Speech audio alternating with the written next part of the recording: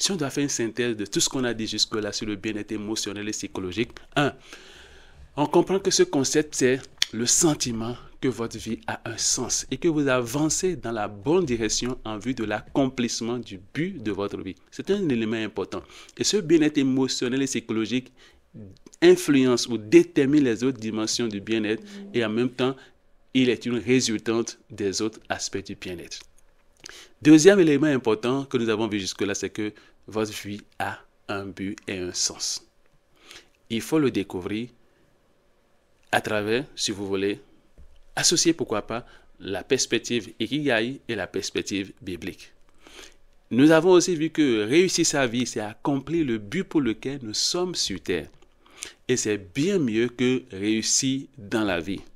Mais la bonne nouvelle, c'est que les deux peuvent aller de pair. Vous pouvez réussir dans la vie, donc avoir ces signes extérieurs et apparents de réussite, pendant que vous êtes en train d'accomplir le but de votre vie, c'est-à-dire en train de réussir votre vie.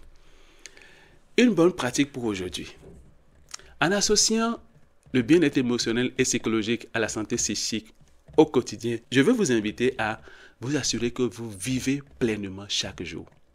Vous assurer que vous profitez de chaque jour, mais aussi que vous assumez ce que vous devez assumer pour chaque jour.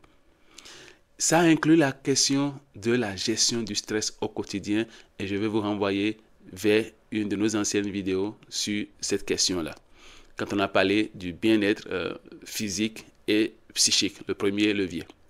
Ici, les questions, quand on parle de gestion du stress au quotidien, si je me répète, un peu de rappel, c'est vous assurer de ce qui est de votre set de contrôle, là où vous pouvez agir dans toutes les situations de votre vie.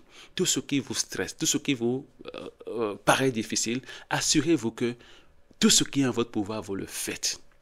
Pour sortir des postures d'être victime, en train de se plaindre, de dire ça ne va pas parce que les gens ne m'aiment pas, les gens ne font pas ci, l'État ne fait pas ci, Dieu ne fait pas ci, comme mes parents ne font pas ci, les amis ne font pas ci, mes employeurs ne m'aiment pas et tout ça. Non.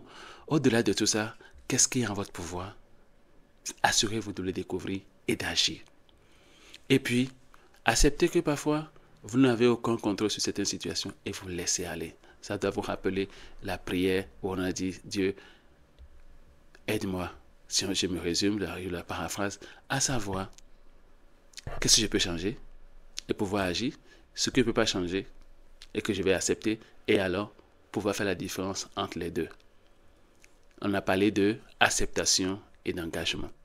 Je vais aussi nous parler, parlant de gestion de stress au quotidien, de ces notions où, quand certaines personnes dans des situations très troublantes sont très stressées, vous avez peur, vous avez des palpitations, vos idées vont partout, vous êtes troublé vraiment, c'est une notion de pleine conscience qui demande de revenir dans le présent et dans l'ici et maintenant. C'est des techniques très simples comme par exemple le fait de décider de ramener son attention dans le présent et commencer par voir par exemple qu'est-ce qu'il y a autour de moi. Là où je suis assis là, qu'est-ce que je vois? Et je commence par nommer les choses que je vois. Qu'est-ce que j'entends? Qu'est-ce que je ressens? Qu'est-ce que je sens? Ou qu'est-ce que je ressens dans mon corps? Je peux faire tous ces exercices-là qui me ramènent dans l'ici et maintenant et qui libèrent ma pensée des troubles, de l'anxiété qui va dans tous les sens. C'est aussi utile, par exemple, en faisant tout exercice, de l'associer aux mouvements, à la respiration profonde, dans lesquels on fait une inspiration profonde et pendant qu'on inspire profondément, on gonfle l'abdomen, parce que l'air va à l'intérieur, mais ça va vers l'abdomen, donc c'est une respiration abdominale profonde. Et quand j'expire aussi, je ressors l'air et l'abdomen se rapproche maintenant de la colonne vertébrale en arrière. Ce sont des choses simples qui nous permettent, quand quelqu'un est trop stressé, en train d'avoir des palpitations, de grosses peurs, des idées qui vont partout, de ramener la personne dans l'ici et maintenant. Et ça contribue à calmer aussi. Je vais dire aussi dans cette logique qu'il faut donner de votre meilleur à la vie et prendre aussi le meilleur que vous pouvez prendre de la vie. Ça veut dire quoi? Tout ce que vous pouvez apporter à l'humanité, que ce soit dans le cadre de vos relations personnelles ou professionnelles, faites-le de tout votre cœur et de toute votre force. Ça, c'est donner le meilleur à la vie.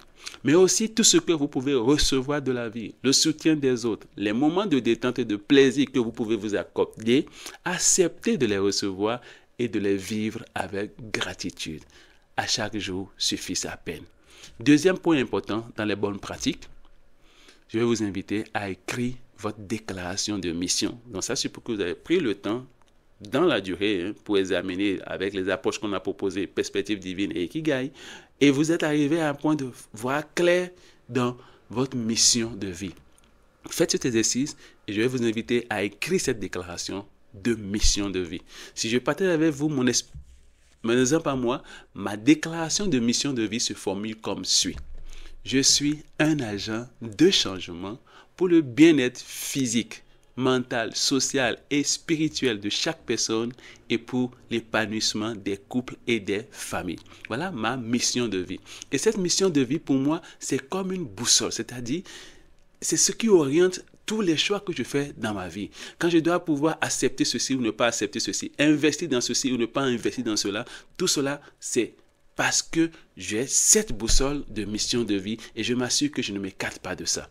Cette mission de vie, c'est aussi comme une ancre. Une ancre pour les bateaux, c'est ce à quoi on accroche le bateau quand on l'a garé au port pour que les vagues ne l'amènent pas n'importe où. Donc, c'est quelque chose qui stabilise le bateau. Pour moi, cette mission, déclaration de mission de vie, c'est aussi comme une ancre parce que c'est ce qui me permet de tenir face aux doutes, à l'adversité, aux difficultés et aux distractions.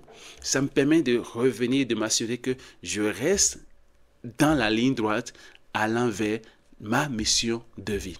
J'ai envie de vous encourager à prendre le temps d'élaborer cette déclaration de mission de vie parce qu'elle sera très utile. Et tout cela va contribuer à notre bien-être émotionnel et psychologique parce qu'on sait où on va et on travaille pour y arriver. Nous allons rester ensemble. Et je vais me répéter une fois encore, si cette vidéo vous a fait du bien, merci de partager avec d'autres personnes, de vous abonner à notre chaîne si ce n'est pas encore fait. Et en partageant avec d'autres personnes, vous êtes avec nous, acteurs de la promotion de la santé mentale et du bien-être en général. Dans la prochaine vidéo, toujours sous cette notion de bien-être émotionnel et psychologique, nous allons parler de la prévention du suicide.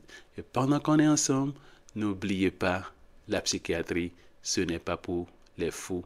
Je vous remercie.